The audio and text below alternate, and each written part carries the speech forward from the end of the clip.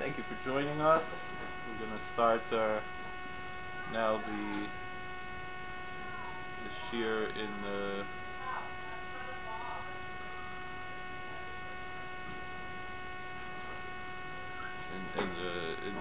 Kitzur Shulchan Aruch.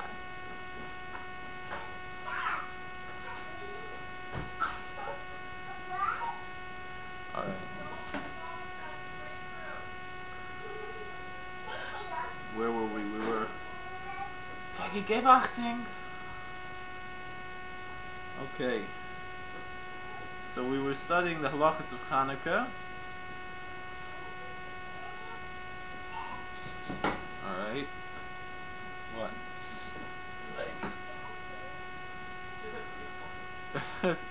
No, I gotta.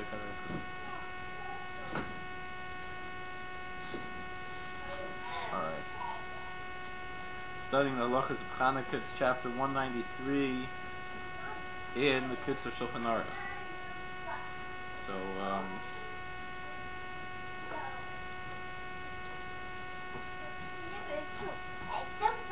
all right.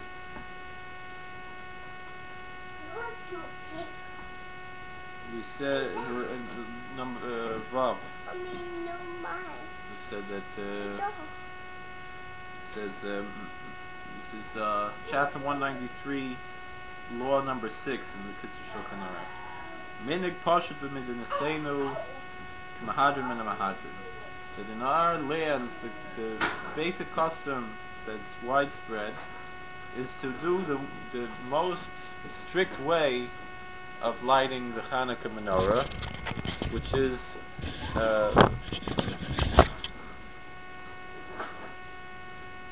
to light it, to have one every day, and add another one each night, not just to have only one candle, which would be really sufficient. Shemadli can call echad ve'echad m'nei bayis b'leil harisha ner echad v'sheni shnei ner. Is not only that, but each individual person in the house should light their own menorah and add more. Chen masifin ashvul l'shmini madlik shmona. We add until in the 8th night we're lighting 8. But each person has to put their menorah in their own place, a special place. If they were all together, it might look like it's one menorah. So you have to put them in separate places, far enough apart that you can tell that they're separate menorahs from when you're looking for far. Not only that, but it says below, you shouldn't put the candles, the Hanukkah candles, the same place you're putting the Shabbos candles or any other candle that you have a whole year. Because it should be clear that these are the candles of Hanukkah.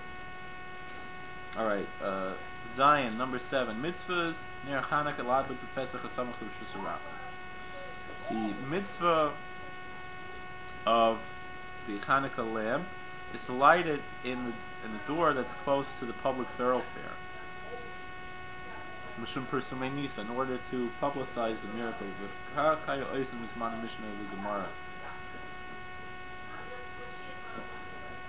That was what they did in the times of the Mishnah and the Talmud times. But nowadays that we live among the non-Jews, we should light in the house, not outside. If you have a window that goes to the public thoroughfare, you should light the candles there. If not, you light it near the door. And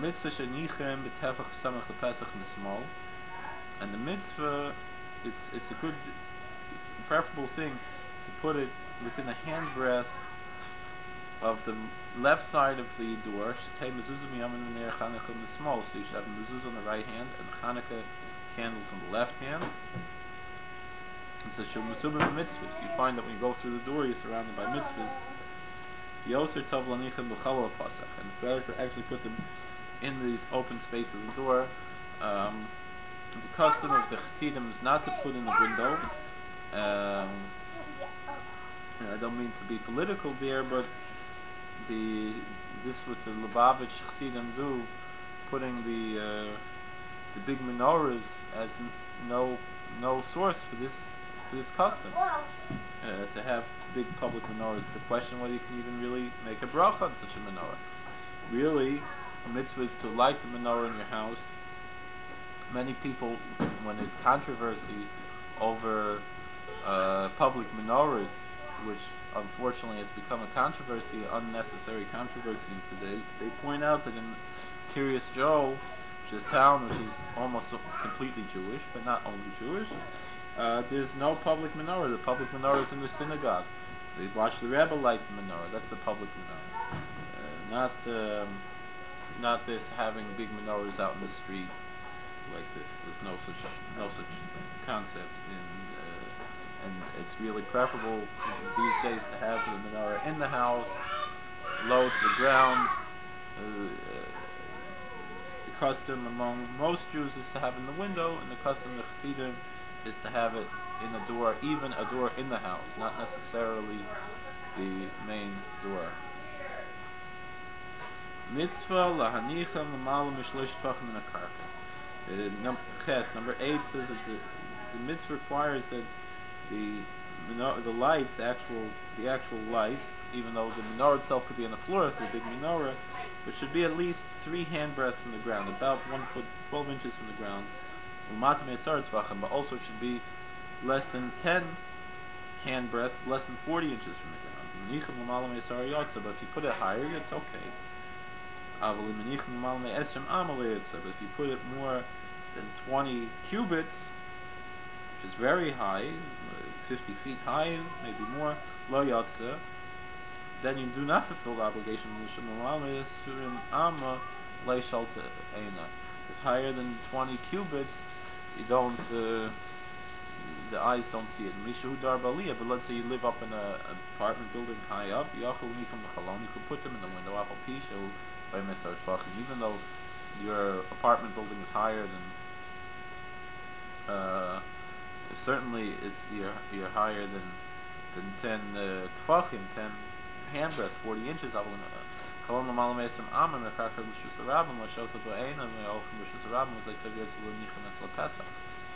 if the window is 50 feet up in the air, it's 20 cubits high from the ground outside, the people outside don't see it, so there's no point in putting it in the window.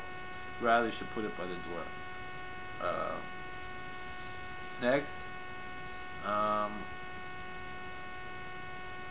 test number 9. The candle should be in one even row, all even, like not that one should be higher and one should be lower.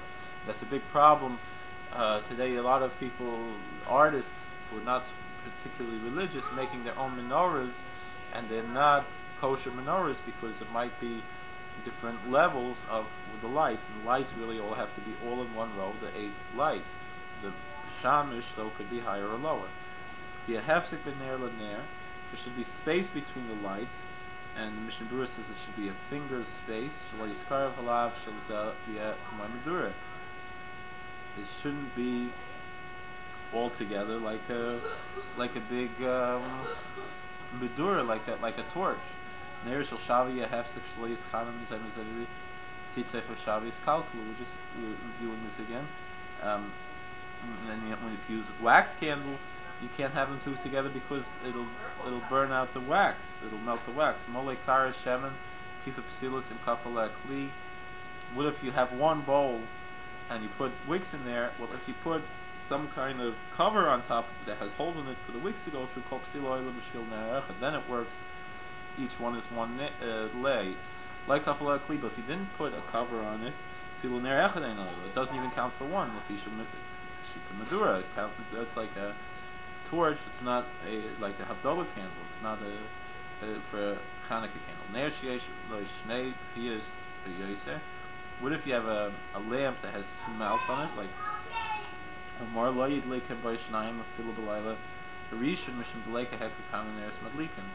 shouldn't 2 people should not light in the same lamp, even on the first night, because you don't know how many night lights you're lighting. Meaning 2 people using one lamp, with two different sides, you wouldn't know. You might think it's a second night.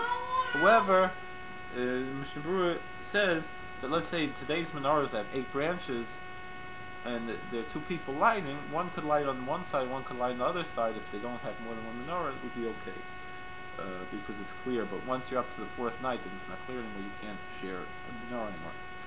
All right, now we're going to be up to what we haven't said yet. It's Manad Lakasan. What time do we light the Hanukkah lech? That's an important question. So the answer is Miad that you should light the candles right away at the time when the stars come out and not later. The time the stars come out is 72 minutes after sunset, according to Rabbi Tam, and that's how the Shulchan Aruch passes. Some have, follow the Gaonim that have earlier times.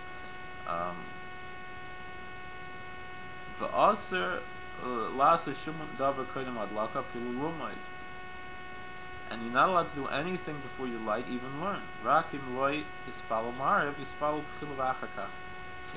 you didn't pray the evening service yet, you can pray that and then you can light.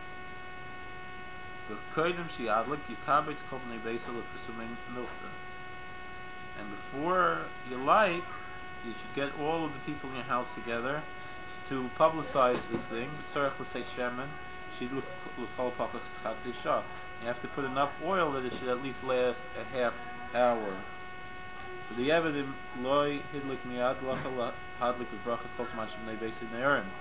what if you didn't light right away? You could light later, as long as your household is still awake. But once they're sleeping, your family's asleep, too late, then you don't have anything to publicize the miracle anymore. Then you should just light without making a bracha. But what if you're not going to be able to light that night? A friend of mine asked me this question. He drives a taxi, and he's not going to be able to light the menorah. He's not going to be home after sunset or after Tzeiss Kochavim. What should he do? You could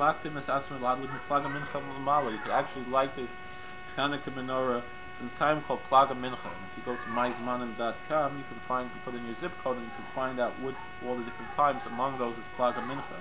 And a Shah or Revius Koidem Tzeiss Kochavim. That is 1.25 hours before Tzeiss Kochavim. Before sunset, so according to Rabbeinu Tam, really, Plaga Mincha is only 3 minutes before sunset. Behind Rosh Zmanis, but we measure this according to what we call Shah Zmanis, which means that we divide the day up into 12 hours. So whatever the daylight in the winter, an hour would actually be less than 60 minutes, according to this, in the daytime. And since in the northern hemisphere Hanukkah is the days are short, the day is only about 10 hours of daylight.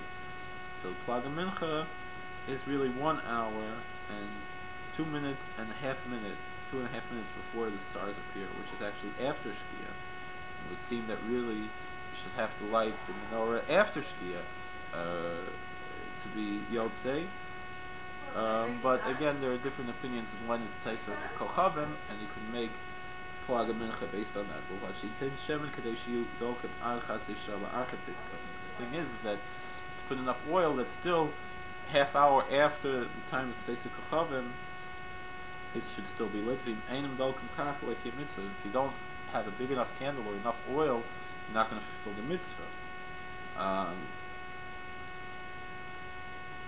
And this is what we do Shabbos. We light before candlelight and after Plaga Mincha. Obviously not according to Rabbeinu Tam's Plaga Mincha, but according to the other opinions of when is Plaga Mincha. Because if it was Rabbeinu Tam's Plaga Mincha, in the wintertime would be after sunset, and that would be seemingly would be a problem. Alright, I think this is the one that we didn't do yet. Yud Aleph, 11. Seder Adlakas and Kafim and Agenu, Laila Rishon, How do we light the menorah? The first night, you put the you put the first candle all the way on the right side. The second night, you put the next candle to the left of the right candle. And you keep going to the left. You light the one on the left first, the new candle you light first, and then you go to the right. Yud Beis, number 12. On the first night, just incidentally, you should note that according to Vilna Gaon, the custom is to light the candles at sunset, not at when the stars come out. But still, you have to put in enough oil that it should last long, and that is the custom of the Lithuanian community in Jerusalem. But again, the Chassidim are lighting later. The big question is, the Rebbes, most of the Rebbes, except maybe the Gera Rebbe, are lighting much later than everyone else. Also, the same thing. If you're not lighting in the window, you don't have Pesumei Nisa. What if you're alone in your house and your family's not going to come home till later? So you're lighting by the door, and inside the house, you should wait till the family comes home. So that would be later. And by the Rebbes, the Chassidim come to watch them lighting, so then they could light even later. And I believe that the Ger Rebbe does like the Vilna Gaon and lights actually at sunset. This is the custom of Jerusalem, but most of the Chassidim are lighting at Tzesek Kapavim. Alright, Yud Beis, number 12. On the first night, you make 3 blessings before you light the candle. And those 3 blessings are the blessing Chanukah, to light the Chanukah Ner, Shasanisim, that God made miracles for us, and Shechianu, the blessing to thank God that we survived to enjoy this holiday. The other nights you don't say the Shechianu blessing. And after you say the blessings, then you start to light one light. As you're lighting the others, you should say an Ner Salalu.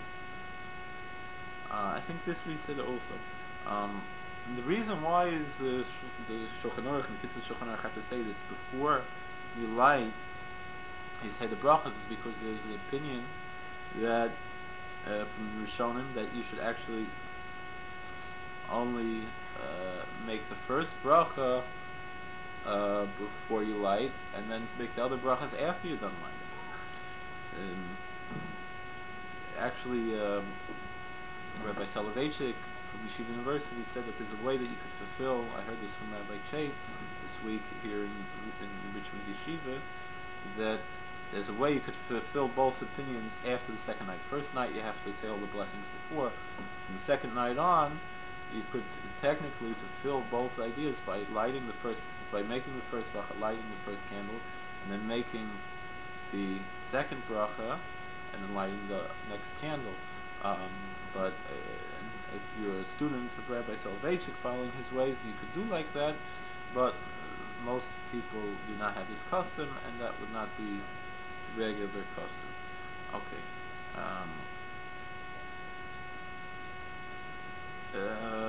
Ger Oimer Shasanisim L'Yisrael. The Kitzur Shulchan Aruch is of the opinion that a convert to Judaism should not say the blessing who made miracles for our ancestors, but rather who made miracles for Israel. But if he said he did miracles for our ancestors, he would fulfill the obligation. However, the Mishnah Berurah says that a convert, he becomes part of the Jewish people, and our ancestors are his ancestors. So then, and the custom for most converts is to say the blessing L'Avoseinu for our ancestors. All right. However, I guess if someone is in the process of converting and they're practicing, they should, before they convert, they should probably say Shasanisim Israel, probably. But once they convert, they should say Shasanisim L'Avoseinu.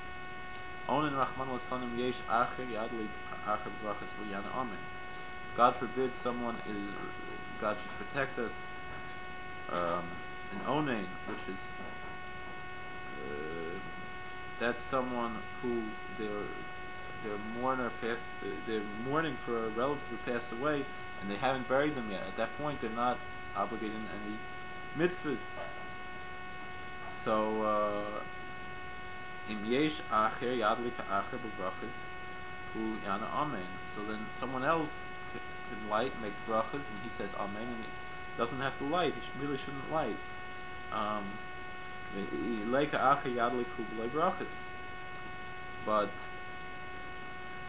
if there's no one else there, he should light without saying the brachas.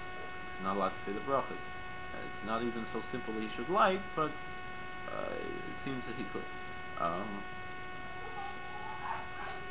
Alright, Yud Gimel 13.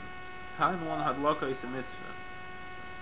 The rule that we make is that lighting the candle, that makes the mitzvah. Perish hadlaka hi a mitzvah. Hold on a second.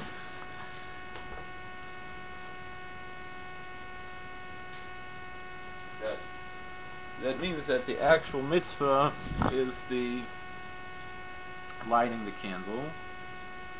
It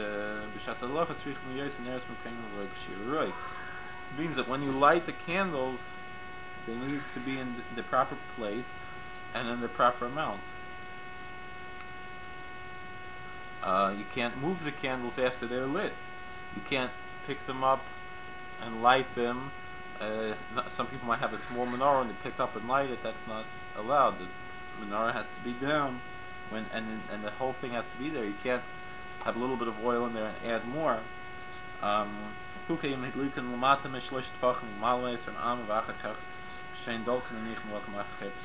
lit them in the wrong place, too high or too low, and you move them, that doesn't work. Also, at the time when you're lighting the candles, there wasn't enough oil, and then you're adding more, that also doesn't help.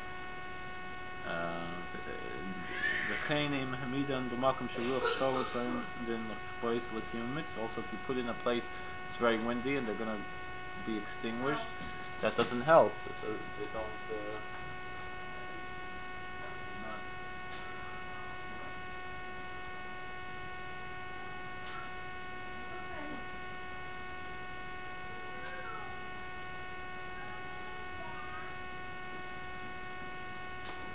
Excuse me. If you light them a place where it's very windy and it might go out, that doesn't help candles. That's not the proper way.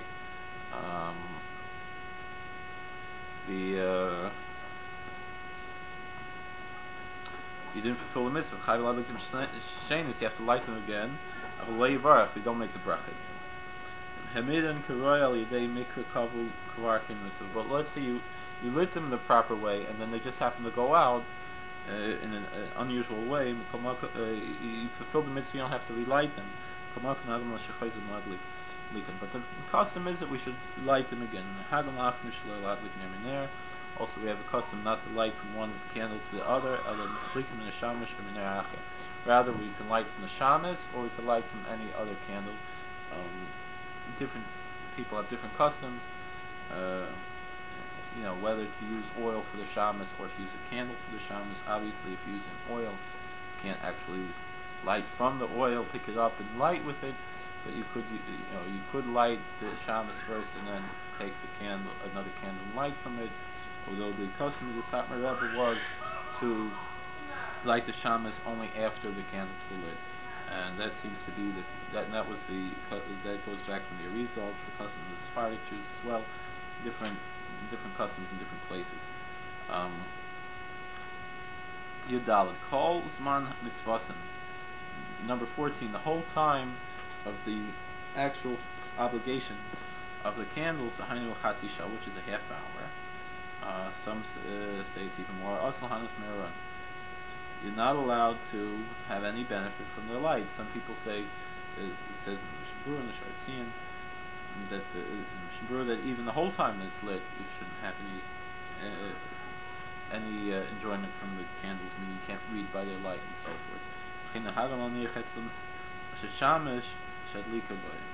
that's why you put the shamas there, either the shamas that you light with it, or whatever, to have a separate candle, the shamas, because what if you do have you do use the lights, or a shamash, you're actually using the light of the shamash candle, and not the Hanukkah candles. And you have to put the shamash candle higher than the other candles. So it should be obvious that we're not counting this as one of the candles of the menorah. Alright, Tesvav 15. In the synagogue, we light the Hanukkah lech. Why? In order to publicize the miracle, and we make brachas on them. In the synagogue, we put the Hanukkah candles on the southern wall of the synagogue. Why do we put on the southern wall? Because in the Holy Temple in Jerusalem, the menorah was on the southern side of the temple, and so we similarly put the Hanukkah candles on the southern side of the synagogue, because we call the synagogue Mikdash Ma'at, a miniature temple, in a certain sense. Incidentally, many tzaddikim, among them, based on the Arizal, most of the Rebbes have a custom that they have the Shabbos candles on the south side as well, for the same reason, and the challah that we have on Shabbos on the north side. It says in the Zmiris Friday night from the Rizal, Asad l'droima menarta d'stima, b'shulchan Aruch soina arshin, that we set up the menorah on the south side and the table with the bread on the north side. Okay. Mishu Aval Rachman Tzlan. What? Alright, so we put them on the southern side. And in the synagogue, when do we light the candles? Most synagogues have prayer service, you have mincha, and then you have mariv, one after the other. Between the two, on the weeknights, is when you should light the Hanukkah lech. It's difficult to do in Shabbos to be finished with mincha before sunset, so most people will light on Friday, will light them before mincha, or they will daven mincha early so they can light after. There are different customs. And then Saturday night, we light it after Mariv, before Havdalah in the synagogue, but at home we light after Havdalah. But again, in the synagogue, we light in between Mincha and Mariv. The Ein Adam Yotz V'Neres shall basic Knesses. But no one fulfills the obligation of lighting Hanukkah menorah by lighting in the synagogue. You have to go back and light yourself. And actually, it's a very interesting custom in many communities, including in Satmar, and I believe in the Mir Yeshiva as well, that the shamas who's lighting the menorah, that you actually throw things at him, towels and things like this, to demonstrate that you did not fulfill the mitzvah of lighting Hanukkah menorah through the shamas. And I think maybe if more people come to synagogue, if that custom were practiced in other synagogues. Although the Satmar Rebbe told the Chassidim not to go crazy with lighting, with throwing things at the shabbos, at the person, the beetle lighting the Hanukkah. Mishu Avol Rachman L'San, someone who, God forbid, is a mourner, with like 12 months, God forbid, from their parents, or 30 days from other close relatives, wife or children or sibling. Lo yadlik b'layla rishon v'esek knesses mishum yitzarech le'mer shechianu. Ve'avalein lo le'mer shechianu mitziva v'v'esem v'rech shechianu. The mourner who might usually is the one leading the prayers, but not on Hanukkah, generally not. He would not be lighting the first night in the synagogue because he has to say Shechianu, and the mourner should not recite Shechianu publicly But privately in his house, he still has to say the Shechina. Okay, test Zion. Um, number 16. Nashim Chayavais B'ner Chanukah. Women are obligated to light the Chanukah candles. Sha'av Hein Hayvais Enes, because they were also involved in that miracle, like we said, the story of Judith. A woman could actually light for her whole family, and the man doesn't have to light if the woman is lighting. Also, a child who is old enough to be trained to do mitzvahs also is obligated.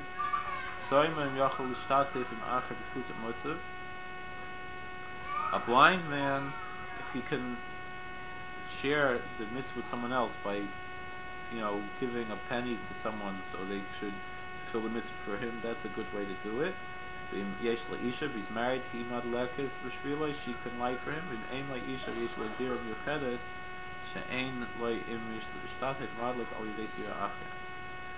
Um,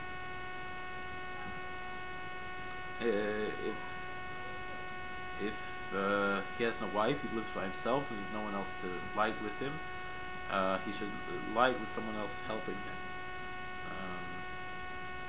Okay. Yud Zayin, number 17. Be'erev Shabbos madlik tchilu ner Chanukah v'achar kach ner Shabbos. On Friday night, we lighting first the Chanukah candle and then the Shabbos candle. It has to be after the time called Plag Mincha, which we discussed earlier when it's Plag Mincha. And again, you can go to myzmanim.com, put in your zip code to find out all of the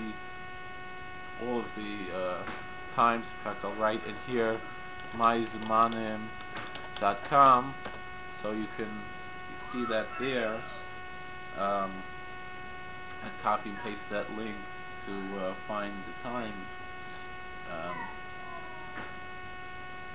And really, you should daven mincha before you light the candles. But you have to put enough oil so it's going to last very long.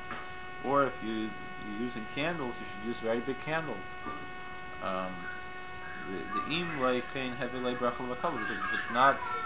If it's not long enough, then it's a bracha levatala. You waste the bracha. If you're lighting by the door, if you're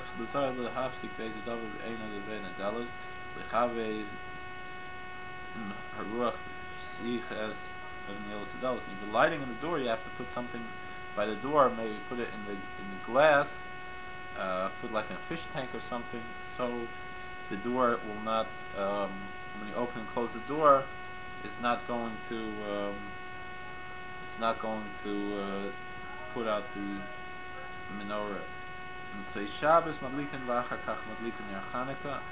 Motzei Shabbos madlikin ner Chanukah. Number 18 says that after the Sabbath, Saturday night, you should make Havdalah first and then light the Chanukah menorah in the house. But in the synagogue, we're lighting before we say V'yitun, which is before Havdalah in the synagogue.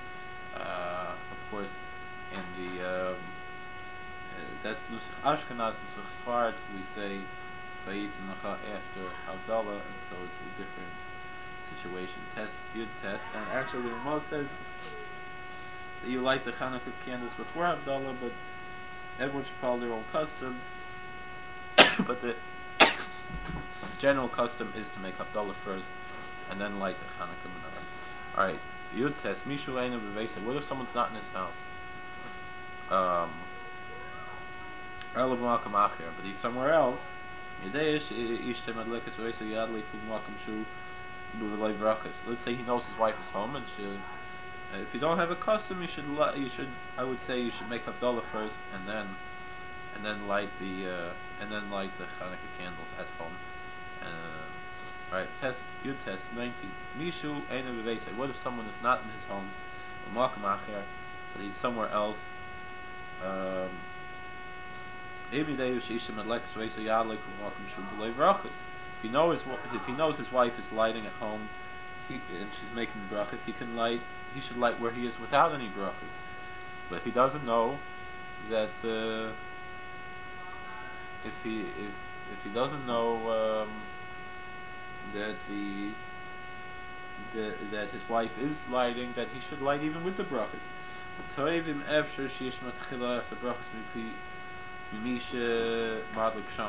Really, if someone else is lighting there, he should hear them say the brachas and light with their brachas.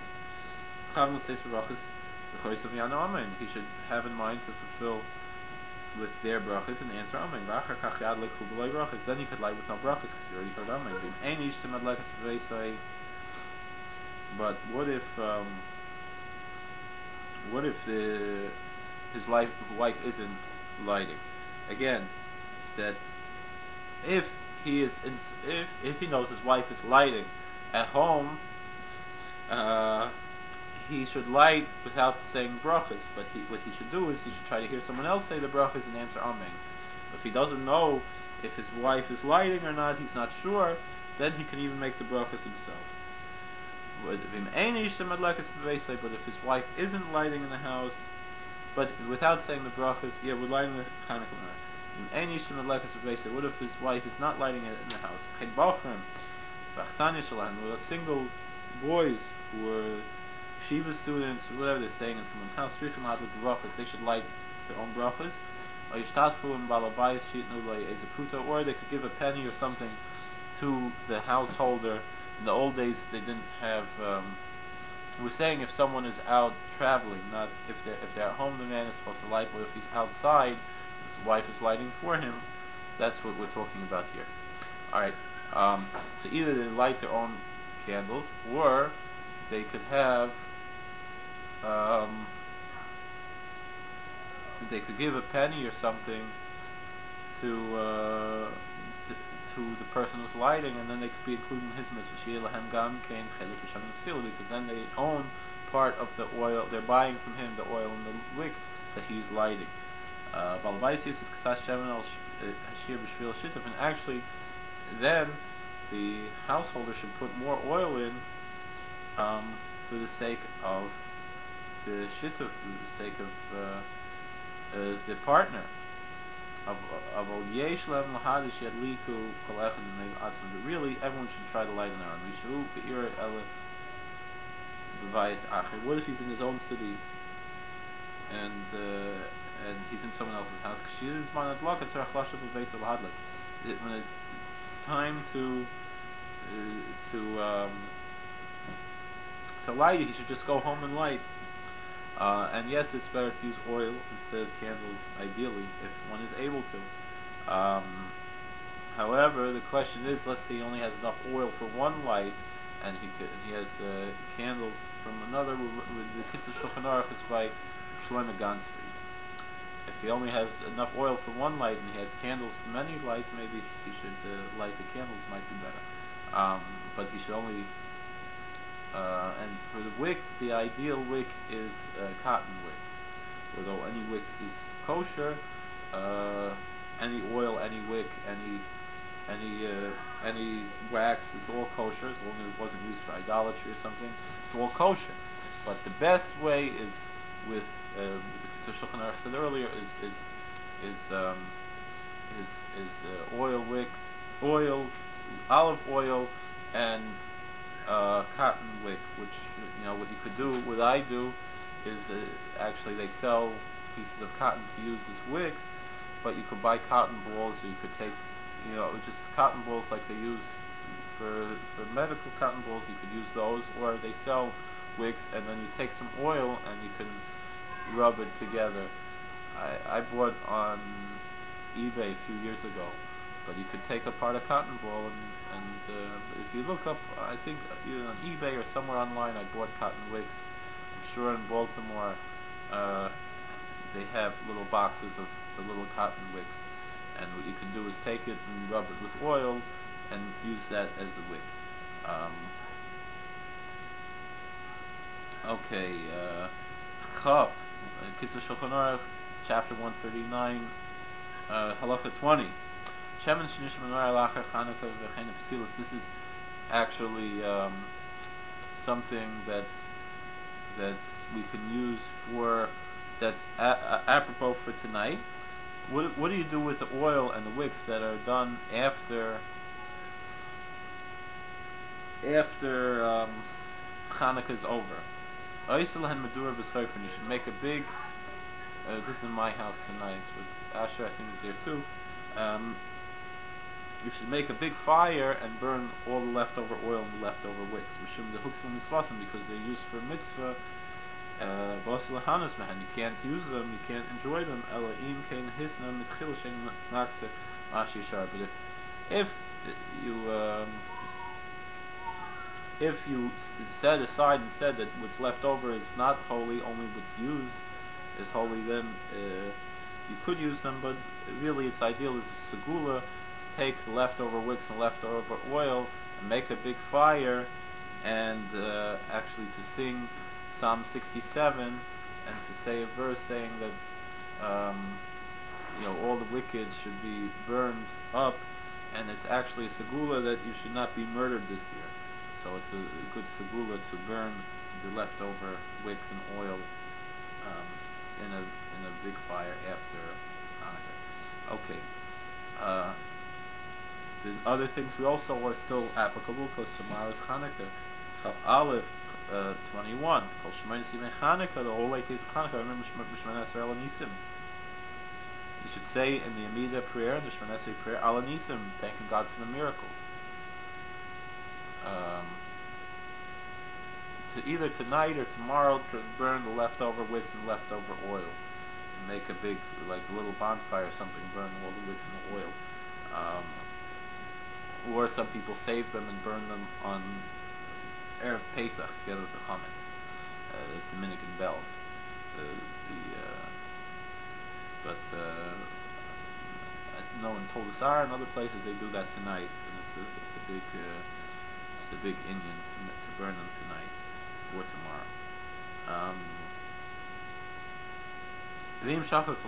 What if he didn't say Al Nisim? Before, if it's before you said Hashem's name, Baruch Hashem, then you can go back and start with Al Nisim. See? But if you already said Hashem's name, Goimer es a bracha vein a you should finish the blessing and not go back, because you're not obligated to say. Because the Mazan Ein La'ilsim and Dal and Zayin, the same thing. Because the Mazan, it's similar.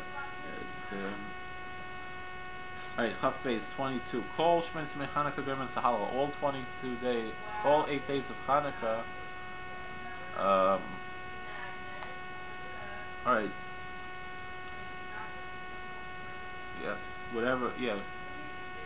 Not that you buy jars of oil. I mean the oil that you've set aside to use for the menorah. That's already in the whatever's in not the jars of oil. Whatever's is in the menorah that's left in the menorah should be burnt. You can, scoop it up with some. I don't mean what's in the jar of oil. I mean what's in the menorah. You can take some paper towel and wipe it out and burn it. Shemay Smei Chanukah German Sahala. All 8 days of Chanukah we finish the Halo. We say the whole Halo. Vein Armim Leisachanan Leikeler Chapayim Leilam Nasech Leitzkas Chatzedek. We don't say Tachanan. We don't say Keler Chapayim when you take out the Torah. We don't say Psalm 20 in between Asher and Nebulian, and we don't say Tzidkas Chatzedek on Shabbos afternoon. And as far as Halo in the mourner's house, we shouldn't have to know about it. That halakha we can find elsewhere in chapter 207. Halakha 6. Alright, Chav Gimel 23. Karim B'chol Yom plus a Gavri B'karbanis in the Siyam Parshas Nosai. Each day of Hanukkah we have 3 aliyahs. We have the Torah reading, the 3 aliyahs, and you read the Siyam, the princes in Parshas Nosai, in the 7th chapter of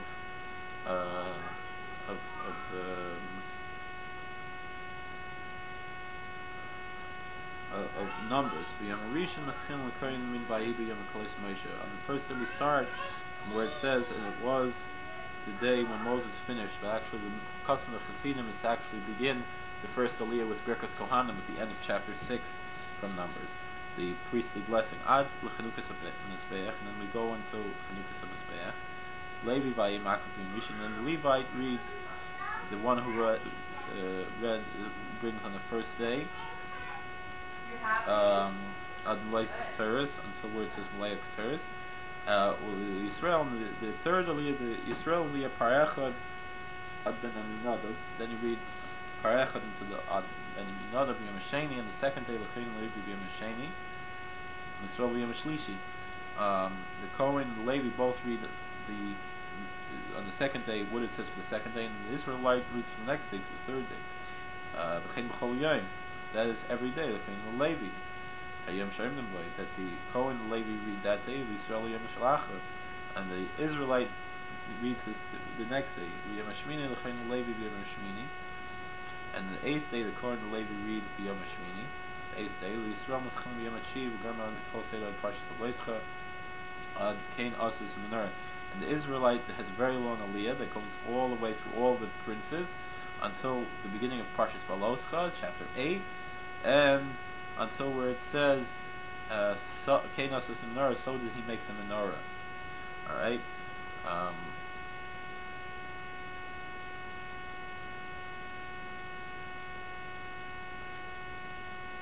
I don't have any comment about what's done in the schools. Okay. Chavdalid 24. Shabbos Chanukah Metzin Shnei Sifrei Torah. The Shabbos of Chanukah we take out two Torahs. The Rishon current Parshas Yisrael. The first one we read the weekly Parsha. B'Sheni Machti B'Shel Chanukah Yomo. We read that the Chanukah that day, just that one day. Maftir and Rani V'Simchi. And then we finish with and then the Haftarah is running Simchi from the book of Zechariah. Im yesh oid Shabbos achas, and what if you have two Shabbos? Sometimes you have twice Shabbos in Chanukah, Maftir and Bav Malach, and there's the Shloimeh. So the first Shabbos Chanukah, or like this year, the only Shabbos Chanukah, it's the Haftarah from Zechariah 2, starting chapter 2, verse 14, and going to 3 and even 4.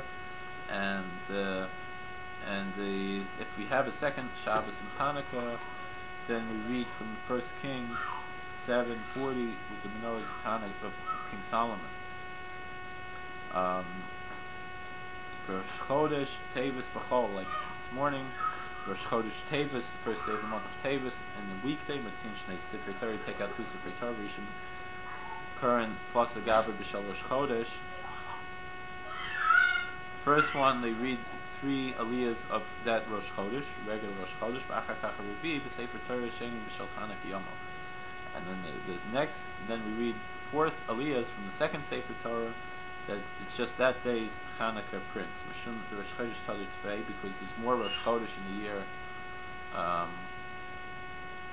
than the 12 times we have Rosh Chodesh in the year, only 8 days of Chanukah, so we have to read from Rosh Chodesh. Something is more common and less common. The common one comes first. That's why we have first Rosh Chodesh. Really, Shabbos, it should also be that way, that we should really light the Shabbos candle. Because of this, we should really light the Shabbos candles first and then the Chanukah candles, but we can't do that because once you light the Shabbos candles, you accept Shabbos, so that's why we light the Chanukah candles first.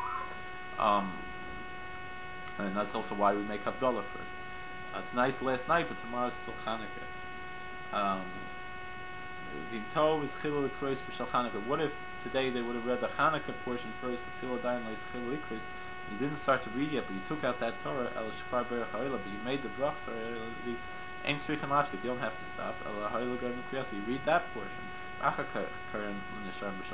then you read But what if you read properly for Rosh Chodesh? But you read the fourth one also of Rosh Chodesh. Even you remembered right after you made the bracha, and you only took out one Sefer Torah. You don't have to roll it and take out another another Chanukah. Im hotzir shnei sifrei Torah, sheish kan chashash mishum p'kam mishal sefer Torah, shnei puzzle tzrichem likros b'y chamishi mishal Chanukah. But if you took out two Sifrei Torah, so no one should think that the second Torah is not kosher, you should read the fifth Aliyah with the Chanukah, Chamisha Yom Chatzi Kaddish. And after the fifth one, you should read the Chatzi Kaddish. You see that someone who has only one Torah should only read one Torah, and one shouldn't read for Chanukah. But probably most people would read both. But for sure, if you make a mistake, you don't have to. Chafei 25. What if Rosh Chodesh Tevis would fall on Shabbos? So in Shloisha Sefer Torah, you actually take out 3 Torah scrolls and make two extra kugels. Rishon Karen Shisha Garba Parsha Shvua. So you read 6 Aliyahs in the Parsha of Shvua. Shenim Shri Shel Rosh Chodesh, and then the 7th Aliyah should be the Rosh Chodesh Aliyah. It's Chilum B'Yom HaShabbos. You start to B'Yom HaShabbos, like we do anytime Shabbos falls on Rosh Chodesh. When the Chatzi Kaddish, then you say Kaddish. Mishlishu Maftir B'Shel Chanukah B'Yom. And the third one, you have Maftir Chanukah that day, but we still read the Chanukah Haftarah, not the Rosh Chodesh Haftarah. Even though we say that one that's more common comes first, should really be Rosh Chodesh. So we read. That's with the Kriya. We read first Rosh Chodesh. But you're only reading one Haftarah. The Torah readings you read Rosh Chodesh first because Rosh Chodesh comes first. But Chanukah, we have to read the Chanukah Haftarah because we have to publicize the miracle of Chanukah. That's the end of the halachas of Chanukah. But he ends off here b'Chamishas b'Shvat, the 15th day of Shvat, Rosh Hashanah Lanos. That's called the New Year trees. In Armin B'Tachlin, we don't say Tachlin there. The Hagam Harvest for the New Year Paris Lanos. So we try to eat different types of food. A very interesting note about what we call Zos Chanukah is that the 8th day of Chanukah is a very powerful day according to the Hasidic masters. Zos Chanukah is a time, it's really like the end of the Yom Kippur season. And so I'm wishing everyone a Gemar Chasim Tova, you should all be blessed with only good things and for the coming year. And you should know it's a very powerful time to pray tonight and tomorrow, all day tomorrow. You can pray for Parnas and for children and for health, all kinds of things. And it's a very powerful day. And you should atone for sins and so forth. I heard from a tzaddik today, the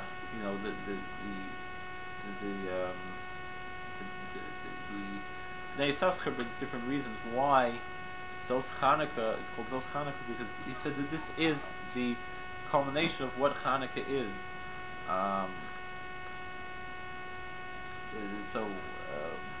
One tzaddik I met today, he told me, a very holy rabbi, who's Rosh Hashiva in Antwerp, he said at one time, he said that Zos Chanukah, that this is Chanukah because the whole week of Chanukah, the whole first 7 days until tonight, people think Chanukah is over tonight. We lit the candles, we're all done,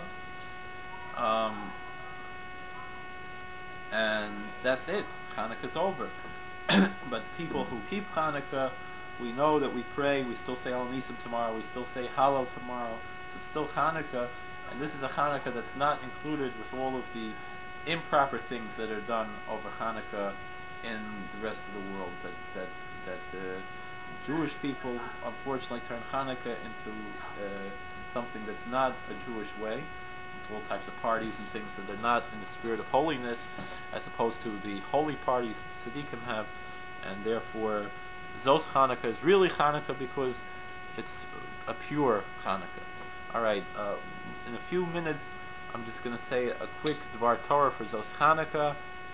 We're going to stop this recording so we can start a new recording separate.